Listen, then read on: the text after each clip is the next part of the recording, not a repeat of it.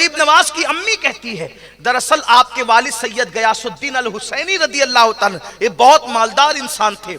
سرکار غریب نواز کے والد سید غیاث الدین حسینی یہ بہت مالدار انسان تھے. غریب نواز کی امی فرماتی ہیں کہ جب معین الدین حسن 4 یا 5 سال کے تھے تو مجھ سے کہتے تھے امی اچھے کھانے بناؤ، اور اچھے کھانے مجھ سے بنواتے تھے. اور جب کھانا پک کر تیار ہو جاتا تو محلے کے غریب بچوں کو بلا کر کے لاتے اور دسترخوان بچھاتے اور ان بچوں کو بٹھا کر کے کھانا کھلاتے. جب غریبوں کے بچے منہ میں لقمہ ڈالتے تو مجھ سے چمٹ کر کے کہتے امی جب غریب کھانا کھاتا ہے تو دل کو کتنا سکون نصیب ہوتا ہے.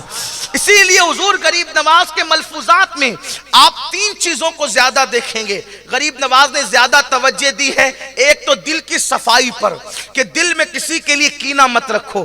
دوسری نصیحت آپ کی یہ تھی کہ لوگوں زیادہ تر مجبوروں کی مدد کرو، حاجت مندوں کی حاجت کو پورا کرو. اور تیسری چیز فرمائی کہ بھوکوں کو کھانا کھلاؤ. فرمایا جو یہ 3 کام کرتا ہے اللہ تبارک و تعالی اس کو جنت عطا فرمائے گا.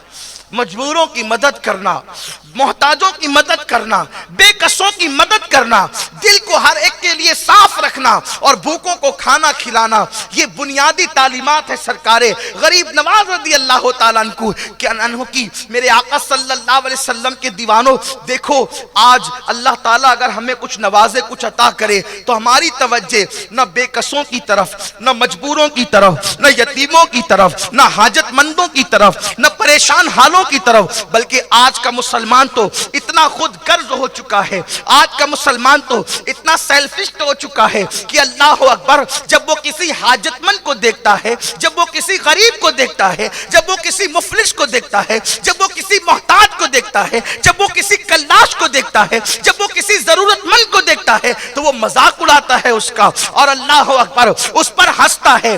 یاد رکھنا کسی کی مصیبت دیکھ کر کے ہنسنے والوں فرمایا گیا جب تم کسی کی مصیبت کو دیکھ کر کے ہنسو گے اس وقت تک تم کو موت نہیں آئے گی جب تک اس مصیبت میں تم گرفتار نہ کر دیے جاؤ. اللہ تو عرض یہ کر رہا تھا غریب نواز غریبوں کو نوازنے والے. پہلی بات تو یہ کہ انہوں نے ایمان دیا غریبوں کو، اجنبیوں کو 90 لاکھ کو ایمان دیا. دوسری بات غریب نواز، غریب کہتے ہیں اپنے سے کم حیثیت والے کو. اپنے سے اس کی تشریح دیکھو اپنے ذوق کے مطابق کروں.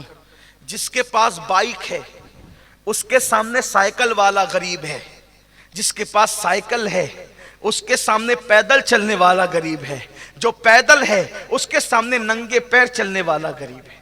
یعنی ہر مالدار کے سامنے غریب اور غریب کے سامنے ایک امیر. اب غریب نواز جو غریب نواز سے کم حیثیت رکھتا ہے وہ سب غریب نواز کا غریب ہے. پھر وہاں بادشاہ بھی غریب ہے کیونکہ جو نعمت غریب نواز کے پاس ہے وہ پھر غوری کے پاس کہاں ہے، پھر وہ خلجی کے پاس کہاں ہے، وہ التمش کے پاس کہاں ہے. وہ غریبوں کو نوازنے والا. اور خدا کی قسم نوازا سب کو. بچپن سے غریب نواز تھے، بچپن سے کیا پورا خاندان غریب نواز ہے، پورا خاندان غریب نواز ہے.